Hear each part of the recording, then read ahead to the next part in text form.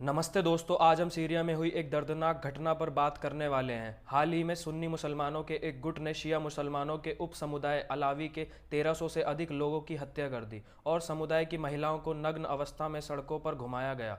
तो चलिए इस दर्दनाक त्रासदी के पीछे छुपे इतिहास को समझने का प्रयास करते हैं।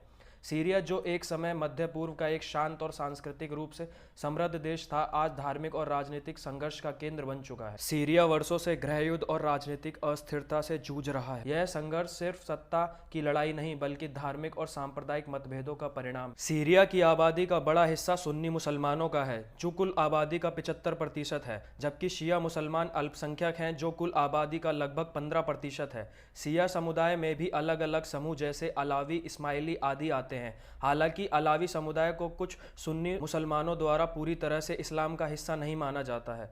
साथ ही अलावी समुदाय सीरिया की बाथ पार्टी और अपदस्थ राष्ट्रपति बशर अल असद का समर्थन करता था, क्योंकि बशर अल असद अलावी समुदाय से हैं। साल था 2011 जब अरब स्प्रिंग की लहर सीरिया तक जा पहुंची। शुरुआत में यह विद्रोह लोकतंत्र, अधिकारों और बेहतर जीवन की मांग को लेकर था, लेकिन जल्द ही यह संघर्ष धार्मिक रंग लेने लगा। इसी बीच अंतर्राष्ट्रीय शक्तियों ने सीरिया के संघर्ष में हस्तक्षेप करना शुरू कर दिया। एक तरफ ईरान और रूस ने असद सरकार का समर्थन किया, वहीं सऊदी और तुर्की ने सुन्नी गुटों का समर्थन किया, तो अमेरिका और पश्चिमी देशों ने भी कुछ विपक्षी गुटों का समर्थन किया। सीरिया में चले संघर्ष ने आतंकवादी गुटों को जन्म दिया और इस्लामिक स्टेट जैसे आतंकवादी संगठनों ने सीरिया पर अपनी पकड़ मजबूत की। ये गुट सुन्नी और शिया दोनों के खिलाफ हिंसा करते, लेकिन उनका मुख्य निशाना शिया मुसलमान और अलावी समुदाय होते। सीरिया में चल रहे इस संघर्ष के कारण लाखों लोग बेघर हो गए हैं। सीरिया का यह संघर्ष दिखाता है कि धर्म और राजनीति का घालमेल कैसे किसी देश को तबाह कर सकता है। यह सिर्फ सुन्नी शिया की लड़ाई नहीं, बल्कि सत्ता, भू राजनीति और विदेशी दखल का एक जटिल खेल है।